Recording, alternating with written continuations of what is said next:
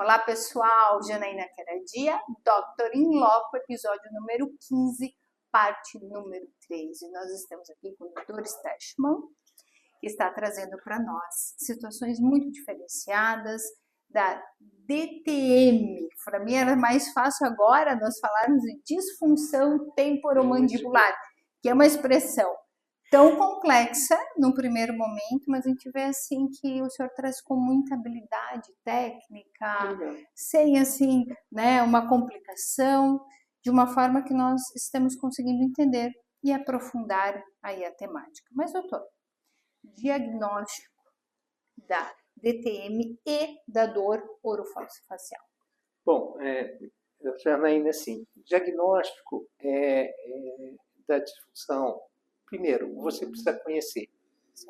A gente, um grande fisiologista, médico fisiologista do século XIX, dizia que a gente só encontra aquilo que a gente conhece. Sim, é verdade. Então, você precisa conhecer a área para você poder entender, para poder fazer um bom diagnóstico. Então, você tem que conhecer o que é normal e o que não é normal.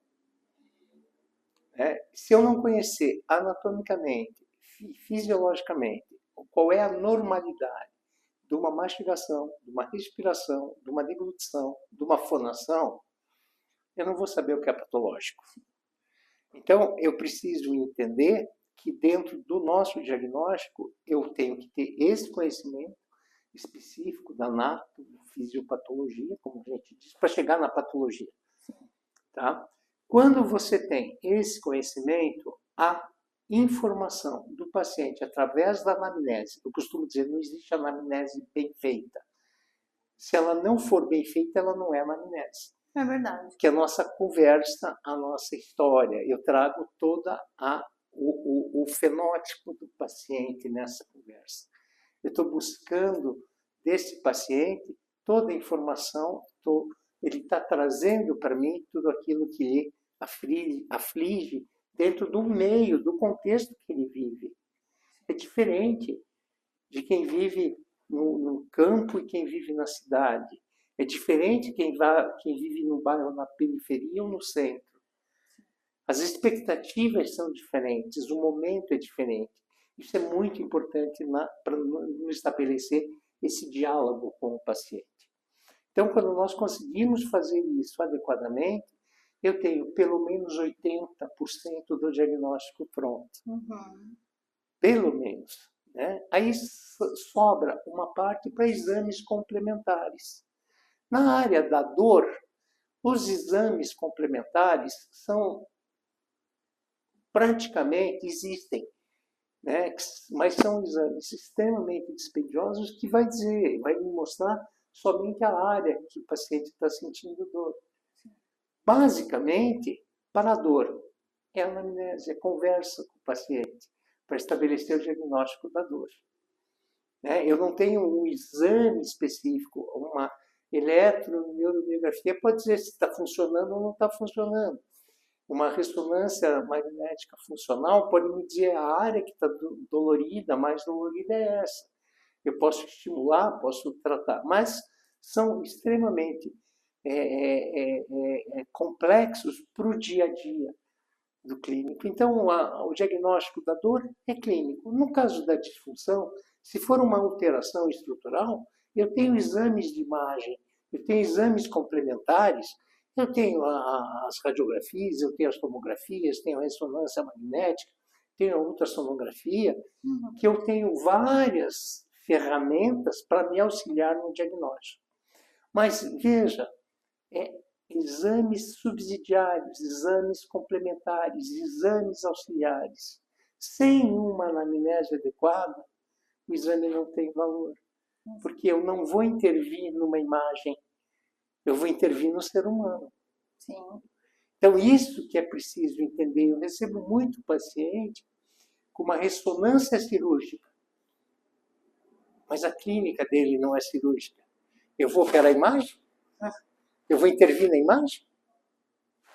E outra, as informações que o paciente vai trazer, elas também têm que estar ali de uma forma detalhada. Sim, elas têm que estar sistematizadas. Sim. né? À medida que o profissional tem uma certa experiência, ele vai fugindo um pouco dos protocolos mais rígidos. Mas é como eu costumo comentar, quando você tem, só morre afogado quem sabe nadar. Então é onde a gente costuma errar, na sua autoconfiança. É verdade. Então você deixa de ser sistemático naquilo que você faz e esquece algum detalhe. E esse detalhe talvez seja a cereja do bolo. Seja O essencial. o essencial. Então é muito importante. Hoje a gente tem ferramentas que me dão essa sistematização e me dão hipóteses diagnósticas mais claras. Sim. Né? Eu tenho desde critérios de diagnóstico para disfunção temporomandibular e tenho critérios definidos para dor orofacial, que a gente chama do AIDHOP, que é a Classificação Internacional das Dores Orofaciais.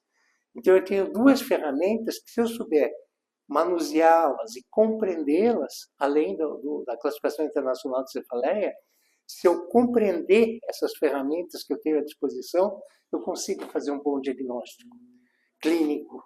Sim. Vai sobrar uma parte que eu precise de uma imagem, né? Que eu precise de um exame bioquímico, eu preciso de um exame genético, muitas vezes, mas são exceções, vamos dizer assim. Né? Eles não são a regra. Eu preciso para todo paciente, eu preciso para todo mundo. Isso tem uma vantagem. Isso não onera o serviço de saúde. Um bom profissional não onera ser conselheira, né? Sabe disso.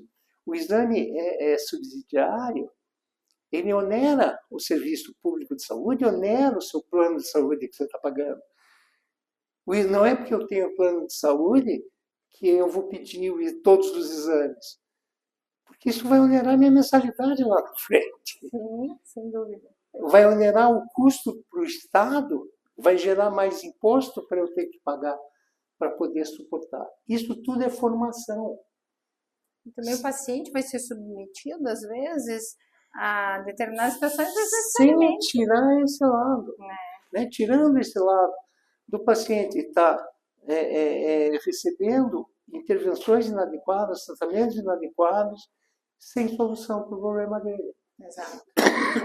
Né? Então, a gente se bate muito com isso, né? Com esse entendimento. O diagnóstico é que essencialmente clínico. É absoluto? Não. Para a maioria das disfunções da dor, ele é absoluto. Algumas eu vou precisar do exame subsidiário, mas não todas. E o que falar dessas dores na face? Como que... Porque nem elas não estão necessariamente coligadas à disfunção temporomandibular. Isso. Então, elas podem ser diferenciadas, assim, a gente tem que entender também. Bem Como importante. conseguir, assim, o paciente começar, né, em casa mesmo, identificá-las? Olha, a gente costuma dizer assim, a dor de dente, ela tem que passar. Você vai no dentista, essa dor de dente tem que passar. Vai anestesiar aquele dente e aquela dor vai desaparecer. Sim. Isso é o primeiro diagnóstico diferencial que a gente faz para entender se aquela dor é no dente ou no periodonto, na região da gengiva, de outros tipos de dor. Primeira coisa que a gente faz. Então eu consigo diferenciar. Não é uma dor de dente. Ok, se não é de dente, eu vou abrir um leque. Porque aí eu posso ter desde a dor miofacial, que são dores na musculatura ou dores na fáscia, né? Naquela película que recobre o músculo. Né? Todo músculo tem uma película que é recoberta. E essa dor miofacial causa dor à distância. Eu aperto o músculo aqui e dói o dente aqui. Ou dói o dente aqui. Eu aperto o músculo aqui, dói o dente aqui. E assim sucessivamente. Eu aperto aqui, dói o dente de cima. Eu procuro os tais pontos de gatilho. Sim. Trigger points. Esses pontos me dão dor à distância. né? Eu tenho um sintoma aqui, mas a dor principal, eu reproduzo a dor do paciente. Então, uma das coisas que nós fazemos nas nossas investigações é entender se eu consigo reproduzir a dor.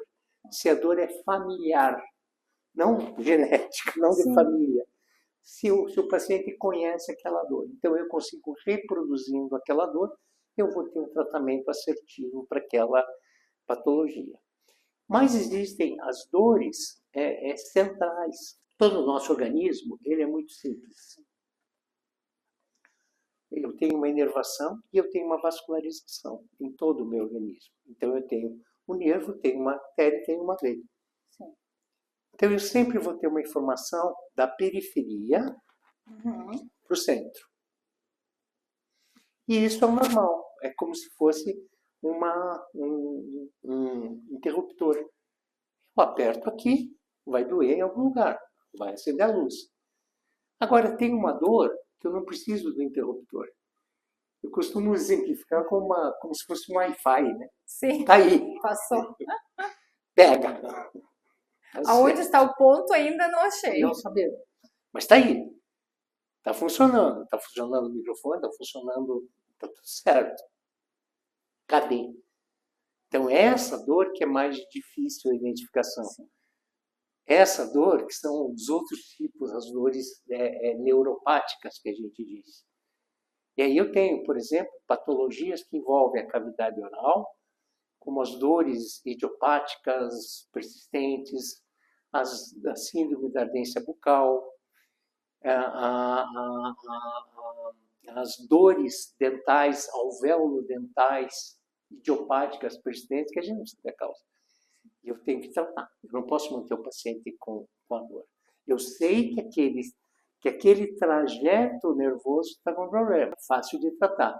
Mas se eu já tiver uma sensibilização central, se eu já tiver feito uma alteração dos neurônios, daquela informação neuronal, tiver uma alteração bioquímica, mudando os neurotransmissores que vão informar o nosso sistema, aí a coisa complica. Eu preciso achar essa situação para poder tratar o meu paciente. Então, eu brinco sempre com a expressão, eu preciso limpar a área primeiro. E é verdade. Eu preciso ir arrumando a casa para ver o que sobra para poder ter o tratamento assertivo. Quando a gente fala em tratamento, o que eu vejo hoje acontecer e me incomoda? Muito tratamento sem diagnóstico. Sim. Então eu vou usar a mesma ferramenta para tratar todos os pacientes. Padronizado. Padronizado. Então eu vou usar isso, vou usar esse medicamento, vou usar essa placa, vou usar esse laser, ou esse, seja lá o que for. Para tratar todo mundo, não é assim. E como é que eu vou individualizar esse diagnóstico? Escutando o paciente, vendo, examinando, palpando, pegando no paciente. Ouvindo, tá certo? Eu preciso palpar, eu preciso entender se ele tem uma sensibilização em alguns pontos específicos, se a área que ele sente dor na face é a mesma, é condizente. Tem paciente que eu passo um algodão, o paciente grita de dor. Isso é normal? Tem alodinia, tem hiperalgesia, quer dizer, um aumento da dor, ou tem dor em áreas estímulos que não eram para ser dolorosos, e o paciente tem dor. Então não é mais local, é outra coisa. Ninguém pode sentir dor com algodão. Pois é. Com uma peninha passando. Não tem como. Máximo um desconforto, mas não uma dor. Não, máximo desconforto, conforto leve, porque a mão, está sentindo a mão, a energia da mão, coisas assim. Sim. Mas tem paciente que tem dor, que foge, faz aquela... Então, tudo isso vai favorecer o diagnóstico, para daí eu poder ser assertivo no meu tratamento. Se eu não tenho um diagnóstico correto, eu vou usar a mesma ferramenta para tratar todo mundo. Aquele velho ditado, se eu só conheço prego, se eu só tenho martelo, para mim tudo é prego. Exatamente. Padroniza e perde o objetivo da sua investigação. Né? Aí você não fez uma avaliação adequada daquele paciente, E o que é mais grave que eu vejo quando o paciente procura os profissionais da área de saúde e sai sem uma informação ou sai com informações corretas. Eu posso dizer, é honesto dizer, eu não sei o que o senhor tem, vou investigar. Exato.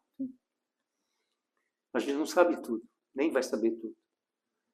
Mas você tem que ter a honestidade de dizer, eu não sei, mas o senhor me incomoda. A sua dor me incomoda, eu estou preocupada com ela. Eu vou buscar essa informação. Pode ser que eu tente buscar e não tenha a resposta, mas eu vou tentar. E o paciente precisa saber disso. Né? Fala-se tanto em acolhimento, fala-se tanto em inclusões, e você vê que o paciente hoje, no serviço público e no serviço particular brasileiro, nem sempre ele é acolhido. Por falta de tempo. Porque aquela por dor modelo, não é padronizada. sabe? Você tem, às vezes você tem até disponível a ferramenta para melhorar um pouco a qualidade daquele paciente, mas o prescritor não sabe prescrever adequadamente. Então ele fica, ou usa um medicamento para todo. Teve a época dos antidepressivos, agora está numa época das pregabalinas da vida, teve a época das fluoxetinas da vida, sempre São épocas. tem as épocas do arsenal terapêutico. Sempre tem. Não é assim que a gente trata. Então eu tenho, por exemplo, quando eu vou tratar, chega muito paciente para mim, ai doutor, eu tenho bruxismo, minha toxina botulínica, senhor, eu já fiz 3, 4 aplicações e não adiantou nada. Não vai adiantar. Não é para isso. Tá certo? Ah, mas a minha vizinha toma cannabis. Perfeito. Excelente opção terapêutica. Mas o senhor já tentou isso, isso e isso? Tá certo? Por quê? Porque ainda a gente tem, apesar de ser algo muito efetivo nos nossos tratamentos, a gente usa, Sim. né? Mas eu não é minha primeira escolha ainda. Porque falta follow-up de muito tempo para aquele tipo de situação. Então eu tenho nível 1 de evidência, nível 2 de evidência, nível 3, está chegando. Para algumas coisas é a primeira escolha. Cannabis. Para outras coisas, ela está sendo testada, está sendo vista com resultados muito legais. Uma complementação. Uma complementação, mais uma ferramenta no meu arsenal. Exatamente. Né? Como, por exemplo, quando eu trato a disfunção, a primeira coisa que eu vejo como mais importante é o aconselhamento. Para dor ou para disfunção. Eu costumo separar. É o aconselhamento, é explicar para o paciente o que ele tem. E qual é o meu caminho para poder, qual é o prognóstico daquele paciente. Segundo, eu tenho agulhamento, eu tenho visto-suplementação, eu tenho placa, eu tenho lavagem dentro da articulação, eu tenho auriculoterapia, eu tenho terapias coadjuvantes que a gente usa muito com os pacientes, a parte da psicologia, sem entrar no mérito, se é psicossomática, se é psicanálise, se é cognitivo-comportamental. A gente usa muito a farmacoterapia, a gente usa muito a fisioterapia, como a fonoaudiologia, para tratar esses pacientes. A gente muitas vezes precisa trabalhar com nutrição, mudar os hábitos alimentares, corrigir hábitos alimentares do paciente. Vitaminas, complementações. Para poder trabalhar. Sou eu que vou fazer? Não, eu tenho que terminar o nutrólogo, o nutricionista, para fazer a manipulação de uma vitamina. Sim. Então, tudo isso eu vejo, sabe, como fundamental, com um grande objetivo, é devolver a qualidade de vida do paciente.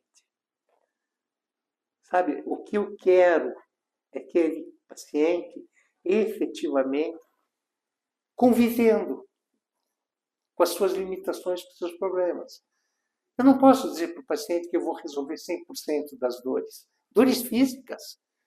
Ok, eu tenho muita ferramenta. E aquela outra dor? Aquela dor que está aí. Aquela dor que está do seu passado, aquela dor que está das suas mazelas, aquela, escondidinha, ela não se manifestou tão... né? Eu sei que ele tem ansiedade, eu sei que ele tem depressão, eu tenho ferramenta para tratar isso, Sim. mas está dentro dele. Então, quem tem que se tratar é o paciente. Nós, profissionais, todos os profissionais de saúde, somos facilitadores. Nós vamos facilitar o processo. Nós vamos usar as ferramentas que nós dispomos para que ele possa se tratar. Eu não trato ninguém. Eu auxilio as pessoas a se tratar. Perfeito, sensacional. E nessa sua busca hoje, vocês, assim, num percentual aproximado, o que mais aparece de casos para vocês fazerem todos esses diagnósticos? Dor. E a dor, o universo da dor, a gente pode dividir a dor em dois grandes universos. A nocicepção, que é a parte física da dor. Transforma o estímulo elétrico, vai transmitir, vai ser processado, tudo ok.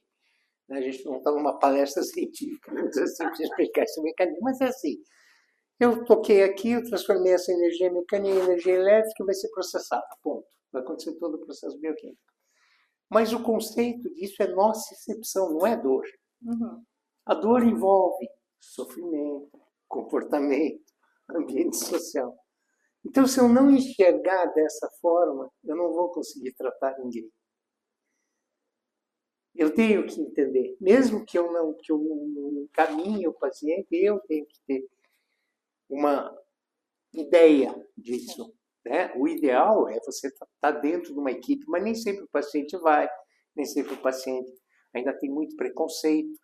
Nem sempre quer se manifestar no que está acontecendo, tem vergonha. Eu vejo quando eu prescrevo, por exemplo, uma cannabis para o paciente, né?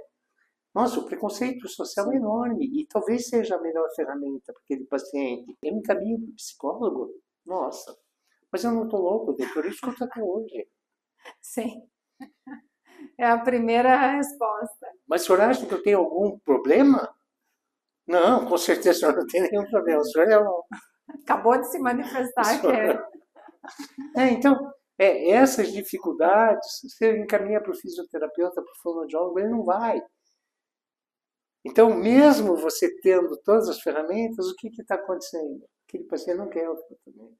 Não quer, tem medo, tem receio, né? Não quer encarar muitas vezes, né, doutor? Ele não quer encarar a dor dele. Porque, sabe, a coisa legal de estar conversando nesses programas é exatamente isso. A quantidade de milagre que se vende nas redes sociais é verdade. É uma coisa absurda. Vai resolver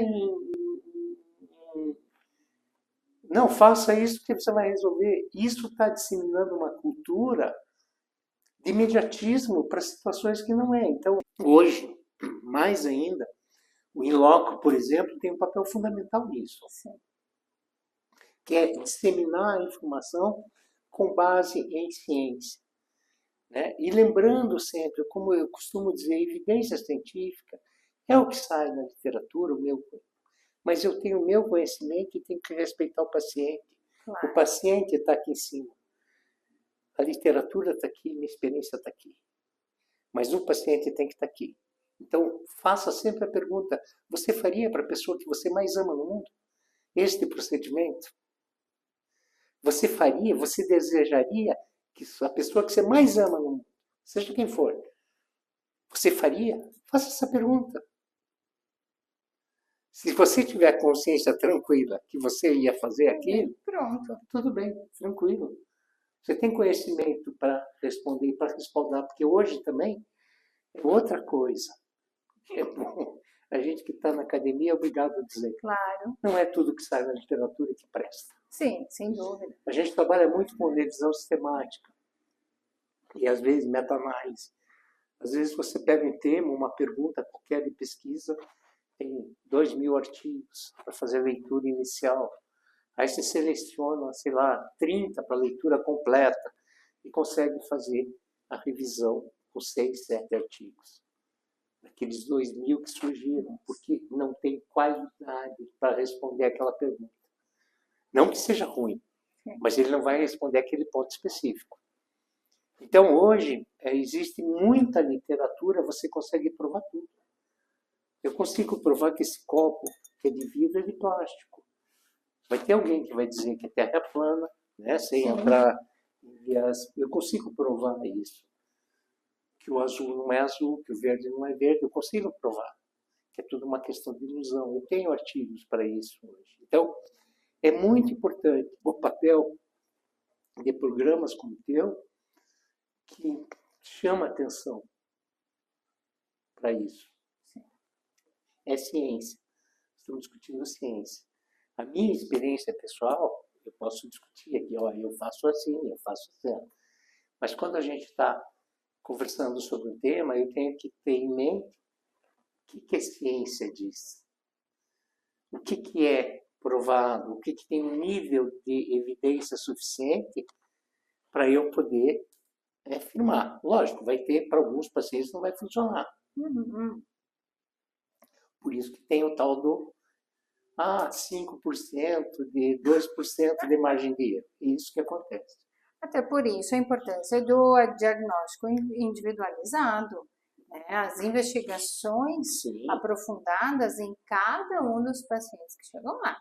Então, depois que você fez o diagnóstico adequado ou levantou as hipóteses diagnósticas previstas, Sim.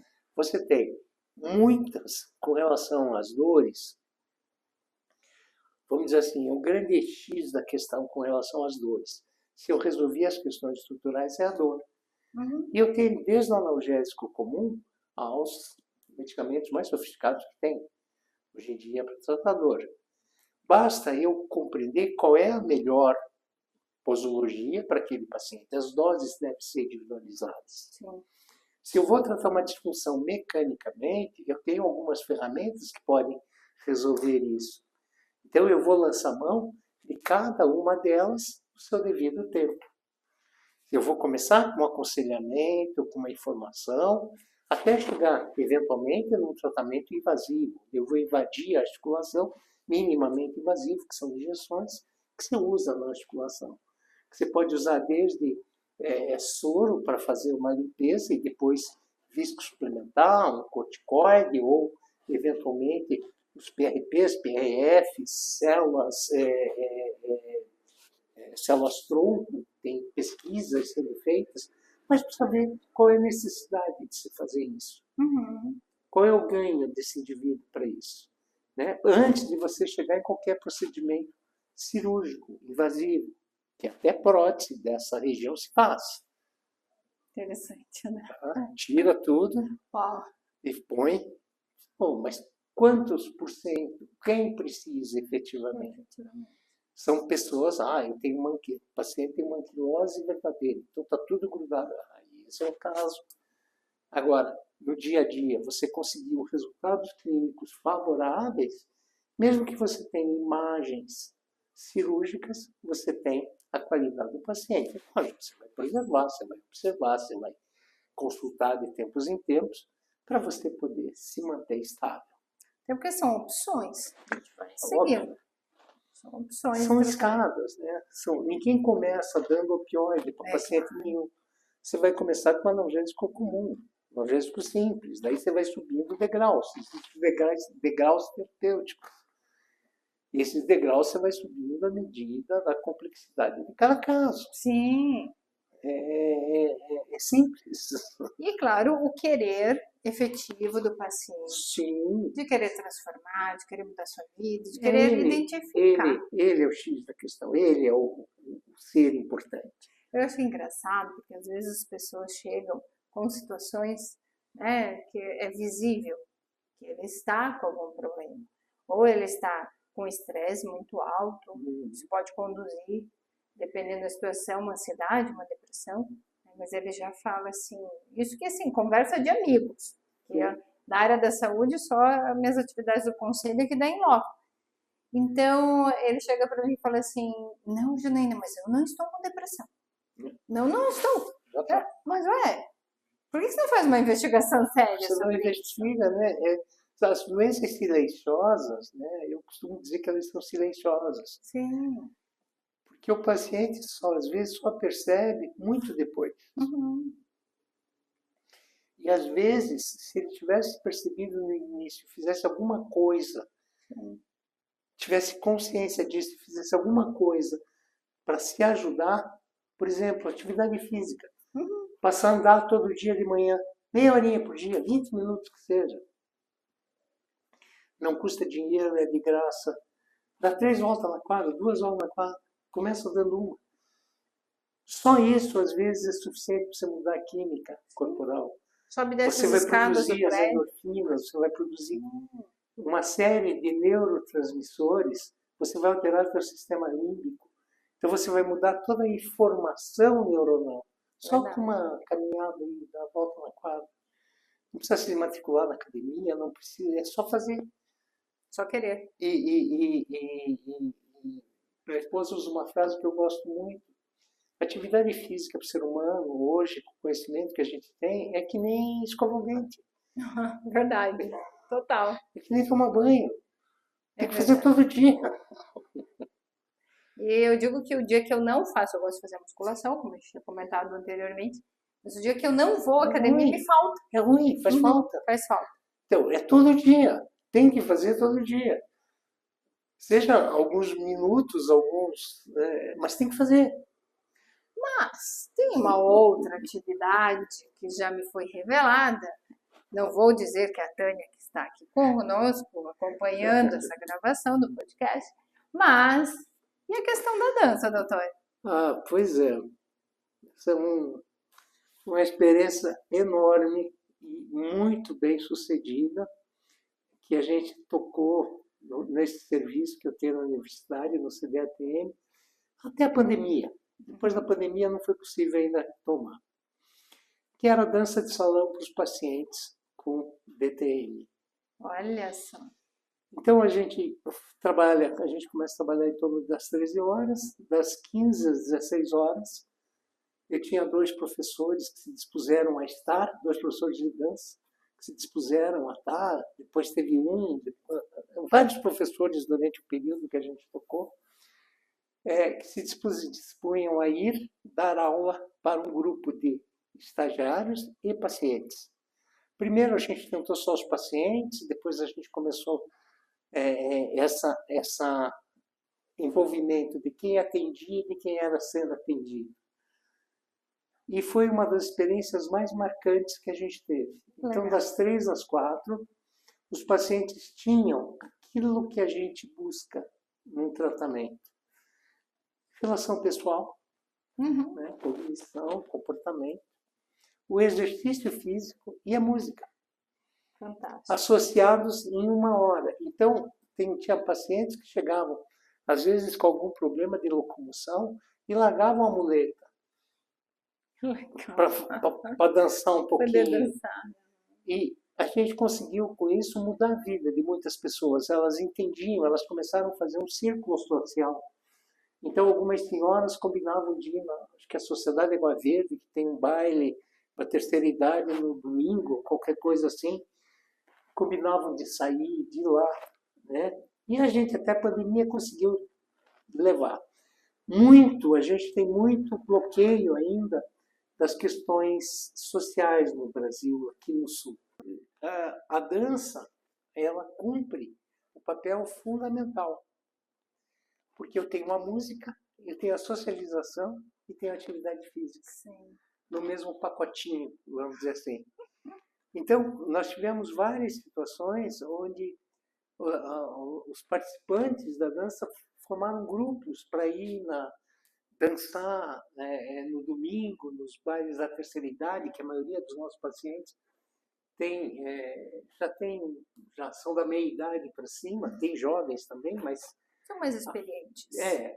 Então, o pessoal combinava de sair de qualquer coisa. Então, socializou, né? Terapia cognitivo-comportamental funcionando a todo vapor. E eu fiquei apaixonado pela dança de salão, ao comecei a compreender a importância da dança de salão por convivência. Não, eu não danço nada, mas minha esposa dança. Eu comecei a conviver e comecei a aprender a apreciar. Eu, como não dançarino, sou um apreciador. E comecei a ver aquela relação, principalmente no tango, né? Aquela relação das pessoas. Né? Eu vou com a minha mulher, eu não danço, mas ela dança o tempo todo.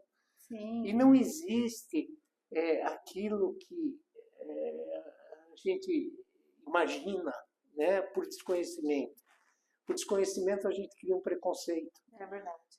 Não, a pessoa vai para dançar, ela não vai para namorar, ela não vai para... Não, ela vai dançar, ela vai se divertir. Isso é muito legal. E só quando você começa a frequentar, você consegue entender isso. Sim. Que as pessoas não estão lá por outra razão a não ser dançar. Socializar. Essa experiência e foi muito bem sucedida. Gostaria de voltar, ainda não foi possível. Quem sabe, daqui a algum tempo nós vamos ter aí mais um podcast. Mais um podcast, né? Para falar da importância da dança na dor crônica. E inclusive isso a gente fez alguns trabalhos de catastrofização.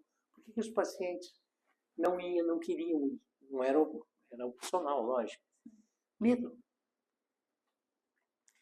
Existe medo de sentir dor, por isso as pessoas não se movimentam muitas vezes. É verdade, é verdade. E se ela conseguir entender que se ela se movimentar para de doer, fica mais fácil. Então a gente tinha esse trabalho de compreensão do benefício que a gente podia fazer para o paciente. Então ele entendia que durante a aula ele podia fazer alguns movimentos. Por que o senhor não faz isso amanhã na sua casa ou depois na sua casa? Ah, é verdade. Porque dos pacientes que não aderiram, era medo. E às vezes é o medo até de descobrir o verdadeiro motivo da dor, o verdadeiro, imaginando coisas, situações até mais graves. E às vezes não. Muito simples. Né? Isso a gente vê na nossa... Existe um momento que, além do serviço, a gente traz para a graduação. Então, eles fazem só uma conversa com os pacientes, porque não dá tempo de fazer um tratamento. Então, os alunos são instruídos a fazerem uma anamnese, alunos, 19, 18, 20 anos, conversando com pessoas de 60 anos, 70. Legal. Quando o paciente retorna na semana seguinte, o paciente está diferente. E não é um, ou dois, ou três pacientes que começam a conversar com aquela criança para eles e se abrem, contam histórias de vida, se emocionam, só porque alguém que está escutando o paciente. Preciosidades guardadas. Como a escuta é importante. É verdade. Então o paciente se abre para um aluno que está lá durante 2 horas, 3 horas, 2 horas com o paciente. Ele conta a vida. Ele conta as mazelas. Usando um exemplo, conta situações as mais absurdas que você possa imaginar que aconteceram na vida.